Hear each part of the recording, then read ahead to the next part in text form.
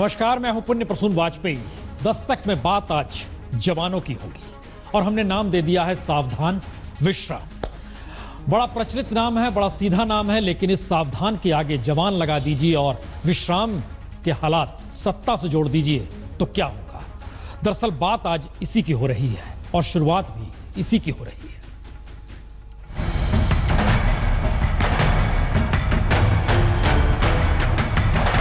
सरकार हर सामान हमारे को देती है, लेकिन उच्च अधिकारी सब बिक्री करके खा जाते हैं। 20 साल बाद हम नौकरी छोड़कर जाएंगे तो क्या करेंगे? सर्विसमैन का कोटा भी हमको नहीं, कैंटीन की सुविधा हमको नहीं, मेडिकल की फैसिलिटी हमको नहीं। देश की सुरक्षा के लिए तैनात जवानों का सच उभरना तो नहीं चाहिए था, लेकिन उभरकर सामने आ गया। अर्धसैनिक बलों की सुविधाओं के सवाल इस तरह उठने तो नहीं चाहिए थे, लेकिन उठ गए। जवानों के परिवारों के जरिए जवानों को भावनात्मक तौर पर कमजोर दिखाना तो नहीं चाहिए था, लेकिन दिखा दिया गया। और मीडिया को भी जवानों की मुश्किलों को लेकर देश की राजनीति के समानांतर कोई लकीर खींचनी तो नहीं चाहिए थी, लेकिन खींची जा रही है। तो आपके जहन में कई सवाल उठ सकते हैं। ये सवाल उठें और उस पर चर्चा शुरू हो, उससे पहले याद कीजिए जवानों को लेकर एक वक्त जनरल मानेकशॉ ने कहा क्या था। जरा इसे सुन लीजिए। The people of cities, towns, villages and towns where you come from won't look at you. Even your घरवाली will despise you. अब आपके जहन में तुरंत सवाल उठेगा, वह दौर अलग था, ये दौर अलग है, क्योंकि तब कोई जनरल राजनीति की तरफ ताकता झांकता तक नहीं था और राजनीतिक सत्ता भी सेना के जरिए सियासी चालों को नहीं चला करती थी। लेकिन जनरल वीके सिंह तो बाकायदा चुनाव लड़कर मंत्री बन चुके हैं। जनरल जेजे सिंह पंजाब विधानसभा चुनाव के मैदान में हैं और जनरल रावत की नियुक्ति को लेकर उनके सीनियर रहे लेफ्टिनेंट जनरल बख्शी ये बोलने से नहीं चूक रहे कि पहली बार जनरल की नियुक्ति राजनीतिक दखल से हुई है। I was not resigning because I want to get to the bottom of who was behind this. तो क्या पहली बार जवानों के सवाल भी किसी राजनीतिक मुद्दे की तर्ज पर इसलिए उठ रहे हैं क्योंकि राजनीति की बिसात पर सेना और सैनिक बलों को भी सियासी जमीन पर खड़ा किया जा रहा है। मसलन जम्मू कश्मीर के 4 जिलों में सेना की मौजूदगी रहे ना रहे, इस पर दिल्ली और श्रीनगर की 2 आवाजें अलग अलग सुनाई देती है। कैसे हालात पैदा हों ताकि अफस्पा की इस देश में कहीं जरूरत ही न रह जाए, ये लगाने की नौबत न आए। जैसे एस्पा का लॉ है, हम नहीं कहते थे कि एकदम इसको उठा लो, मगर कहीं कहीं टेस्ट केस एक्सपेरिमेंटल बेसिस पे अगर इस पे सोचा जाए कि अगर उसको धीरे धीरे उठाया जाए और देखा जाए वहाँ कैसा माहौल बनता है। यानी सियासत के लिए कहीं सेना की मौजूदगी सुरक्षा है तो कहीं नागरिकों की जिंदगी दुश्वार करती है। और याद कीजिए, महीने भर पहले ही कोलकाता की सड़कों पर सेना की मौजूदगी को लेकर संसद के भीतर बाहर कैसा हंगामा हुआ। Motive is political, motive is vindictive, motive is अनकॉन्स्टिट्यूशन। Army যতক্ষণ এখান থেকে উইথড্র না হবে। आज एक राज्य के मुख्यमंत्री ने जिस प्रकार भारतीय सेना के बारे में कहा है, उसे मुझे बहुत बड़ा सदमा पहुंचा है। तो क्या पहली बार जब जवानों को भी राजनीति के लिए इस्तेमाल किया जा रहा है और जवान भी जब राजनीति के चलते अपने हालात को देख परख रहे हैं, तो देश की सुरक्षा करते हुए अब वह उस सच को उन्हीं माध्यमों से सामने लाना चाह रहे हैं जिन माध्यमों से राजनीति सेना या अर्धसैनिक बलों को अपनी सियासत के लिए साधती रही। में तो मेरे को शामिल ही नहीं किया गया ना, मेरे को तो कहीं पूछा ही नहीं गया, ले जाया नहीं गया, बल्कि धमकाया और गया। और डीएसपी साहब ने मेरे को तो जांच में शामिल ही नहीं किया किसी ने। जब हम माँ बाप हैं उसके, जो हमने बच्चा फौज में भर्ती किया तो कुछ सुविधा के लिए किया है। हमारी कोई बात हो जाए तो हमको क्या मिलेगा बताओ।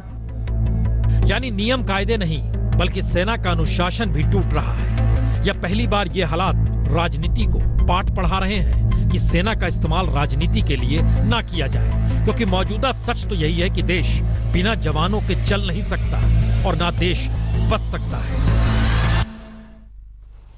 और किसी भी देश को अपने पांव पर खड़े होने के लिए सिर्फ सेना के भरोसे रहना पड़ेगा, राजनीतिक सत्ता के जरिए ही देश को देखना पड़ेगा, या फिर यह मानकर चलना होगा कि जो भी संविधान में लिखा हुआ है उस आश्रय देश चले, लोकतंत्र की जो विधाएं हैं वो काम करे, इंस्टीट्यूशन काम करते हुए नजर आए।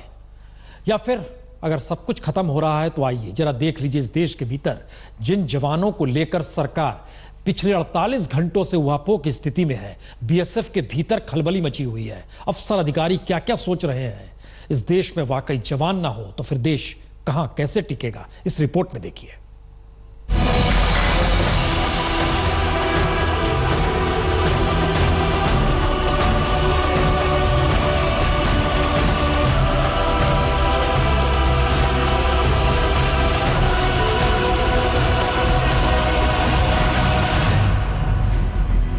गुजरात से कश्मीर की सीमा तक जवानों की तैनाती, बांग्लादेश सीमा पर जवानों की तैनाती, चीन की सीमा पर अरुणाचल में जवानों की तैनाती, नेपाल की सीमा पर जवानों की तैनाती, नक्सल प्रभावित इलाकों में जवानों की तैनाती, नॉर्थ ईस्ट में घुसपैठ रोकने के लिए जवानों की तैनाती, कश्मीर में आतंकवाद कुचलने के लिए जवानों की तैनाती, देश में कहीं भी कैसा भी चुनाव हो जवानों की तैनाती, अमरनाथ यात्रा सही तरीके से हो जवानों की तैनाती, देश में कोई प्राकृतिक विपदा आ जाए तो जवानों की तैनाती, मादक द्रव्य से लेकर मानव तस्करी को रोकने के लिए जवानों की तैनाती, airport, NTPC, NHPC, ONGC, uranium की सुरक्षा और तो और वीआईपी सुरक्षा तक के लिए जवानों की तैनाती।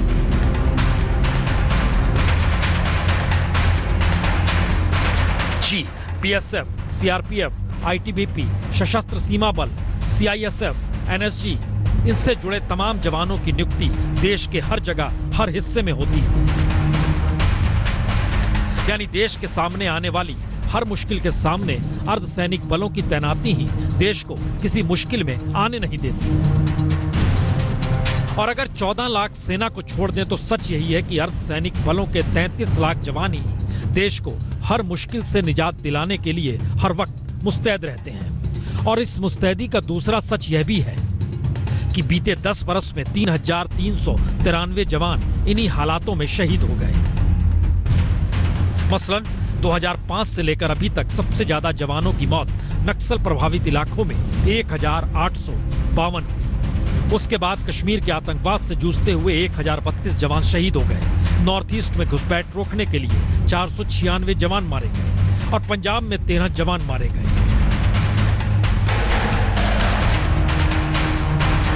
यानी जवान जिन तमाम मुश्किल हालातों से जूझते हुए देश के हर हिस्से में तैनात रहते हैं, उसमें यह सवाल उठ सकता है क्या जितनी सुविधा जवानों को दी जा रही है वह ठीक है, या फिर सेना का कोई चेहरा नहीं होता तो जवानों की सुविधाएं किसी की प्राथमिकता भी नहीं होती। यानी जवानों के साथ अनुशासन जुड़ा है तो वो खामोश है, और देश में कहीं भी अनुशासन टूटता है या कोई भी मुश्किल आती है तो वहां जवानों की तैनाती कर सरकारें अपना काम पूरा मान लेती हैं और जवान सारे कार्य देश के तमाम अंतर्विरोधों के बीच में करता है, चाहे वो गवर्नेंस का अंतर्विरोध हो, सरकार का हो, राजनीति का हो या लोगों का हो। मसलन कश्मीर में आतंकियों के निशाने पर जवान, लेकिन बाढ़ आ गई तो फिर जवान ही बचाने निकला, वो अभी कश्मीर में। आदिवासी इलाकों में सरकारी नीतियां फेल हैं तो वहां पनपते माओवाद की हिंसा के सामने जवान ही खड़ा है। प्रकृति से खिलवाड़ हर जगह हो रहा है और असर बाढ़, सूखे, तूफान और इनसे राहत दिलाने के लिए जवान को ही बुलाया जाता है। और इन सब के बीच सांसद अपने वेतन भत्ते के लिए संसद में तो हंगामा कर देते हैं, लेकिन जवानों की सुविधा पर हंगामा संसद में कभी नहीं होता। तो क्या देश के इन हालातों ने ही पहली बार जवानों में बेचैनी पैदा कर दी है कि कोई उनके हालातों पर भी गौर करे? क्योंकि जवानों के वेतन, जवानों की सुविधा से कई गुना ज्यादा रफ्तार से हर सरकार को हर मुश्किल से निजात पाने के लिए इस दौर में जवानों की ही जरूरत पड़ रही है और जवान दिन रात जुटा है। तो क्या पहली बार राजनीतिक सत्ता कटघरे में है, राजनीति कटघरे में है, देश के आम लोग कटघरे में है, या फिर एक सिस्टम ही कटघरे में है जिसने जवानों की लगातार अनदेखी की?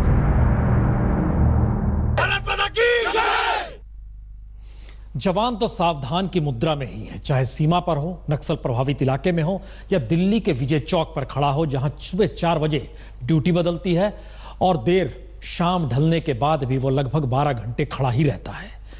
वो सावधान की मुद्रा में है, लेकिन यहां से शुरुआत होती है एक विश्राम की। सियासत की विश्राम, राजनीतिक सत्ता का विश्राम। आइए इसे भी देख लीजिए। देश में करीब 47 लाख जवान हैं और सरपंच से सांसद तक चुने हुए प्रतिनिधियों की तादाद देश में 28,20,726 है। और अगर सक्रिय जवान और सक्रिय नेताओं की फहरिस्त समझें तो 27,49,700 जवान देश में सक्रिय हैं। वहीं राजनीति करते लोगों की तादाद 3 करोड़ से ज्यादा की है। और इन आंकड़ों का जिक्र इसलिए क्योंकि मौजूदा वक्त में राजनीतिक सत्ता को ही जवानों की सुध लेनी है, जवानों को मिलने वाली सुविधाएं देखनी परखनी है। और इसी को लेकर प्रधानमंत्री ने आज उस रिपोर्ट को भी मंगा लिया जिसका जिक्र एक जवान ने खाने को लेकर किया था। बीएसएफ और सीआरपीएफ के जवानों का वीडियो सामने आने के बाद अब सरकार ने भी आंखें खोल ली हैं। जिस तरीके से प्रधानमंत्री कार्यालय ने इस मामले में रिपोर्ट मांगी है उससे साफ है कि अब इसमें लीपापोती संभव नहीं। तो क्या ये मान लिया जाए कि अब राजनीतिक सत्ता उस दिशा में देखेगी तो हालात सुधर जाएंगे? लेकिन इन सब के बीच जरा मौजूदा वक्त के हालातों को भी समझ लें। 47 लाख अफसर जवानों के लिए वेतन भत्ते का सालाना बजट 95,852 करोड़ है। यानी हर जवान अफसर को औसतन हर महीने 20,000 रुपए ही मिलते हैं। वहीं दूसरी तरफ चुने हुए प्रतिनिधियों को कई सौ गुना ज्यादा मिलते हैं। मसलन सांसद हो या विधायक, हर महीने 1 से 2 लाख रुपए उन्हें मिलते हैं। और तो और देश के ग्राम पंचायत हो या इंटरमीडिएट पंचायत या जिला पंचायत, जिनकी कुल तादाद 28,20,000 है, उन्हें भी औसतन हर महीने 20,000 रुपए से ज्यादा ही मिलता है। और जब जवान के भोजन के बारे में देश के रक्षा मंत्री से पूछा जाता है तो पहले इनकी भी सुन लीजिए। चिकन रहती है वो वहाँ ही काटते थे, बुचर खाना होता था हर एक आर्मी यूनिट में। ये एक मिनट, ये क्वालिटी इतना मेंटेन नहीं होता था। अभी हम फ्रोजन चिकन 26 सेंटर में सक्सेसफुल सप्लाई कर लिया है। तो चिकन कितना मिलेगा और खाना क्या मिलता है जब रक्षा मंत्री इसी में गुम है? तो एक सवाल यह भी कि जवानों को भोजन कैसा कितना मिलना चाहिए? अभी देश इसी हालात में फंसा हुआ है। ऐसे में संकट क्या माना जाए? क्योंकि मुश्किल यह नहीं कि देश में असमानता इतनी ज्यादा है कि एक तरफ 37 करोड़ लोग गरीबी की रेखा से नीचे और दूसरी तरफ 1 लाख लोगों के पास देश का 57% संसाधन है। मुश्किल तो यह है कि जनता के पैसे पर या कहें टैक्स पेयर का सबसे ज्यादा पैसा नेताओं पर ही खर्च होता है। और उसकी एक मिसाल है, हर बरस 4 अरब रुपए सांसद निधि के तहत बांटे जाते हैं। लेकिन ऐसे में सवाल वहीं जा उलझा है, क्या सेना को लेकर सरकार वाकई संवेदनशील हो रही है? क्योंकि एक जवान के वीडियो के बाद सरकार जागी तो जरूर है, लेकिन क्या ये हंगामा सिर्फ अपनी नाक बचाने भर का तो नहीं? क्योंकि गवर्नेंस जिस रास्ते देश में चल रही है वहाँ सफलता मिल नहीं पा रही। तो ऐसे में कई सवाल और भी हैं। सवाल गवर्नेंस को लेकर हो, सवाल गवर्नमेंट को लेकर हो, आइए उन सब के बीच इस देश के भीतर सत्ता जब चलती है तो उसके अंतर्विरोध किस रूप में सामने आते हैं। लेकिन जवान का सच सामने आया तो ये सारे अंतर्विरोध कहीं कारपेट के नीचे चले गए। क्या है ये अंतर्विरोध?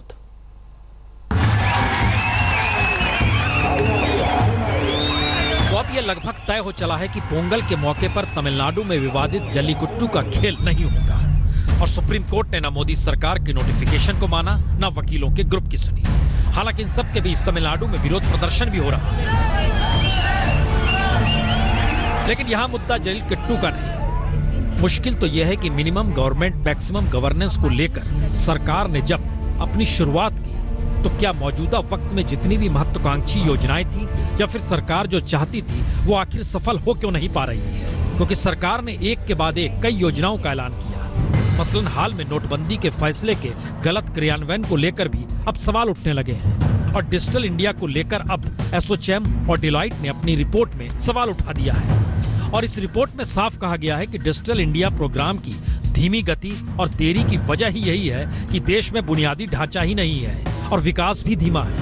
यहाँ तक कि महानगरों में स्पेक्ट्रम उपलब्ध नहीं है, जबकि 10 गुना ज्यादा तेजी से स्पेक्ट्रम चलना चाहिए और यह हाई स्पीड डेटा देने में सबसे बड़ी बाधा भी है। इतना ही नहीं, इस रिपोर्ट में तो यहाँ तक कहा गया कि नागरिकों को डिजिटल टेक्नोलॉजी आसानी से उपलब्ध हो, इसके लिए एक कस्टमाइज्ड ऐप और सेवा तैयार होनी चाहिए, जो है ही नहीं। और दूसरी तरफ ग्रामीण क्षेत्रों में तो इंटरनेट टेक्नोलॉजी के लिए बुनियादी ढांचा ही नहीं है। तो फिर सरकार सोच कैसे रही है कि दरअसल डिजिटल इंडिया आ जाएगा? सवाल सोचने या लागू नहीं हो पाने भर का नहीं है। मुश्किल तो यह है कि इस बीच में श्रम आयोग की रिपोर्ट भी आई जिसमें बताया गया कि बेरोजगारी दर 2015-16 में 5% पर पहुंच गई, जो 5 बरस में सबसे ज्यादा है। और नोटबंदी के बाद बेरोजगारी ने रिकॉर्ड तोड़ दिया है, जिसका अभी कोई पूरा आकलन तो नहीं हुआ है, लेकिन इन सब के बीच तकरीबन 14 लाख नौकरियां गई हैं, इसे सरकार मान रही है। और इन सब के बीच मेक इन इंडिया से लेकर स्टार्टअप इंडिया तक को लेकर कई सवाल लगातार उठ रहे हैं। तो क्या ये माना जाए इस दौर में सरकार को जिन बातों का जिक्र करना चाहिए वो नहीं हो पा रहा है? मसलन SIZ, जो विकास का पूरक एक वक्त माना जाता था, उसी पर सवाल उठा दिए। कैग के मुताबिक SEZ में आई जमीनों पर रियल एस्टेट प्रोजेक्ट बनाकर बड़ा मुनाफा कमाया जा रहा है। रोजगार, निर्यात और आर्थिक गतिविधियां संबंधी आंकड़े भी बढ़ा चढ़ाकर पेश किए जा रहे हैं। और इतना ही नहीं, 6 राज्यों में तकरीबन 5,402 हेक्टेयर यानी 14% जमीन को देखकर व्यावसायिक इस्तेमाल के लिए परिवर्तित भी कर दिया गया, जो कि सेज नियमों के खिलाफ है। तो क्या सरकार इन स्थितियों को समझ नहीं पा रही है या गवर्नेंस कहीं फेल हो रही है? क्योंकि याद कीजिए, शुरुआत तो स्वच्छ भारत अभियान से हुई थी, उस पे करोड़ों खर्च भी हुए। और इन सब के बीच ऑनलाइन सर्वे बताता है कि यूपी, दिल्ली, पंजाब और बिहार में ये अभियान पूरी तरह फेल हो गया। तो सवाल ये नहीं है कि सरकार किन किन मुद्दों को लेकर कितनी सक्रिय हो चली है, सवाल ये है कि सक्रियता के साथ ऐलान के बाद क्या वाकई हालात अनुकूल हो रहे हैं या सिर्फ ऐलान हो रहा है। जिक्र हमने कल भी किया था और आज भी करना पड़ेगा, कोई देश बादशाहों से नहीं अवाम से बनता है। इस बात का जिक्र इसलिए क्योंकि महात्मा गांधी चरखा काटते हुए खादी के ब्रांड एम्बेसडर तो रहे हैं, हर कोई जानता है। तो क्या यह मान लिया जाए मौजूदा वक्त में ब्रांड एम्बेसडर बदल गए? आइए यह भी देख लीजिए। गौर से देखिए, ये खादी ग्राम उद्योग आयोग के साल 2017 के कैलेंडर और डायरी का कवर पेज है। प्रधानमंत्री मोदी कवर पेज पर छाए हुए हैं, लेकिन बड़ी बात यह है, इस कैलेंडर और डायरी से बापू गायब हो चले हैं। जी, खादी के ब्रांड एम्बेसडर तो महात्मा गांधी को ही माना गया और शायद इसीलिए हर बरस खादी ग्राम उद्योग का कैलेंडर हो या डायरी, पहले पेज पर बापू ही रहते थे। ऐसे में साल 2015 के कैलेंडर के इस कवर पेज को भी देख लीजिए। लेकिन 2016 में कमाल हुआ, पहली बार जब बापू को कवर पेज से हटा दिया गया, लेकिन कवर पेज पर किसी और को जगह नहीं मिली। तो लगा यही कि शायद इस बार चूक हो गई होगी, क्योंकि कोई दूसरा ब्रांड एम्बेसडर तो हो नहीं सकता। लेकिन बरस बीता और अब 2017 में बापू आउट और मोदी इन हो गए। जी, प्रधानमंत्री नरेंद्र मोदी कैलेंडर और डायरी दोनों में पहले पेज पर छा गए। और यह सब कुछ अब खादी ग्राम उद्योग के कर्मचारियों को भी नहीं भा रहा। इतना ही नहीं, खादी ग्राम उद्योग में कर्मचारी यूनियन शिवसेना चलाती है। तो ऐसे में खादी ग्राम उद्योग कर्मचारी सेना के सदस्यों ने आज काली पट्टी बांध ली और बाकायदा बोर्ड पर लिखकर इस तरीके से अपना विरोध भी जताया। जैसे गांधी जी का पहले हर जगह हम चित्र देखते थे, चरखा चला रहे हैं, औरत लोग बैठे हैं, यही अगर चित्र हमारे मोदी जी के बारे में छपवाया है, ये सरासर गलत नहीं तो पाप है, गंभीर गुनाह है।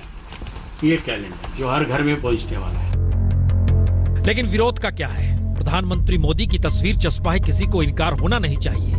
और मोदी मौजूदा वक्त में खादी का नया ब्रांड एम्बेसडर बन चुके हैं। या फिर खादी ग्राम उद्योग का ये कदम संकेत है कि देश की हर योजना पर अब एक ही एम्बेसडर होंगे, वो प्रधानमंत्री।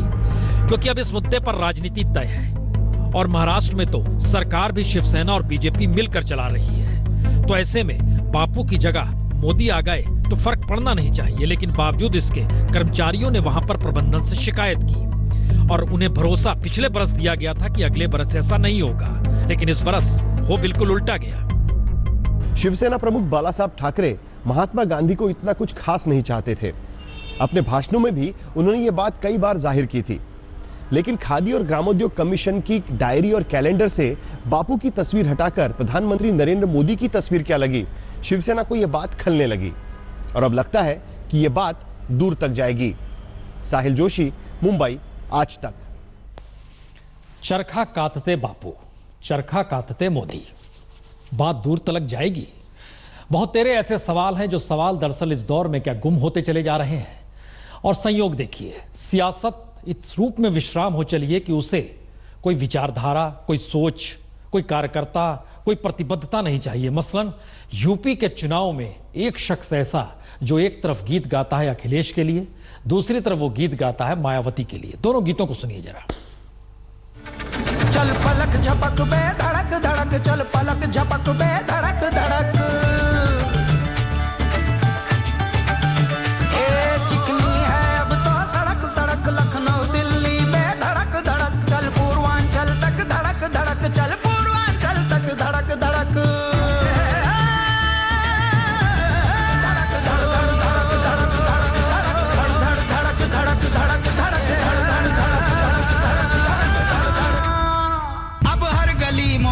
से परिवर्तन की आवाज उठेगी। अब ना जुल्म के फंदों से हिम्मत की ललकार घुटेगी, अब हिम्मत की ललकार उठेगी, अब हिम्मत की ललकार उठेगी। आप लोगों को पूरे जी जान से लगना है और बीएसपी को नंबर 1 पर जिताकर भेजना है, नंबर 1 पर सीटें जिताकर भेजनी है। जाहिर है कैलाश खेर ने गीत गाया, उन्हें पेमेंट हो चला होगा। कैशलेस का दौर जरूर है लेकिन पेमेंट तो हो ही चला होगा। तो अखिलेश हाईटेक, मायावती हाईटेक। अब आज कैलाश खेर की और आज सी रामचंद्रन की जयंती है, तो उनका कौन सा गीत सुनाए, जहां फिट करना है कर लीजिए।